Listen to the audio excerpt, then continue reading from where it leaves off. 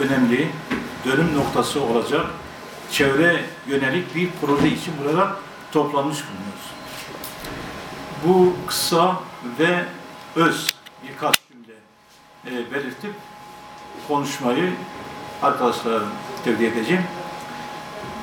Günümüz dünyasında 21. asırda bizler doğayı tahrip ettik. Bu tahribat öyle bir duruma geldi ki artık soluduğumuz havayı dahi sağlığımıza menfi yönde etki etmektedir. Bir sürü hastalık, kanser gibi sorunlar hep çevreye vermiş olduğumuz duyarsızlıktan, tahribattan dolayıdır. Dikkat edersek vahşi depolama sahalarımız rezalet, 21. asıra yakışmayan bir görünüm arz etmektedir.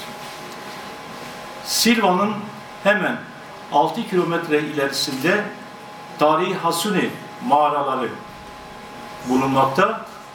Burada gerekli restorasyon projeleri tesis yapılmasına rağmen hemen bitişinde vahşi depolama sahasında pislik ve rezalet.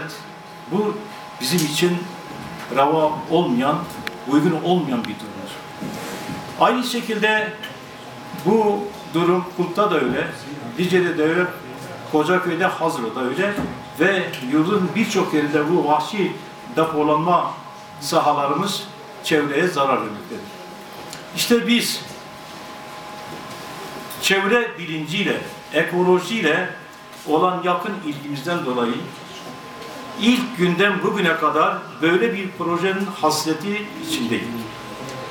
Ve bu projede emeği geçen tüm arkadaşlar, özellikle çevre birliğinin tüzel kişiliği için burada Lice Belediye Başkanı Sayın Fikriye Başkan, Kurt Belediye Başkanı Sayın Nesip Başkan ve Hazırun'da arkadaşlar meclis üyeleri gelmiş ve Kocaköy bu şekilde bu arkadaşların da çok büyük emekleri oldu. Toplantılara sık sık geldiler ve biz de bunu takip ettik. Projenin gerçekleşmesi için arsanın önemi büyüktür. Tahsis edilen arsanın. Bu arsanın tahsisi için bize yardımcı olan Sayın Kaymakamımızın burada bir emeği var ve biz buna da Çevre Birliği adına, Silvan adına teşekkür ederiz. Gerçekten bu sahanın tahsis edilmesi için çok büyük bir faydası dokunuyor. Değerli arkadaşlar, bu proje, arkadaşlar şimdi projenin yapılması halinde çevre etki değerlendirmesini değerlendirecekler. Yani fayda mı, zarar mı? Ben şahsen bir belediye başkanı olarak böyle bir proje çevreye yönelik, çevre dostu bir proje olarak değerlendiriyorum. Buradaki arkadaşlar da zaten fikirlerini belki belirttiler.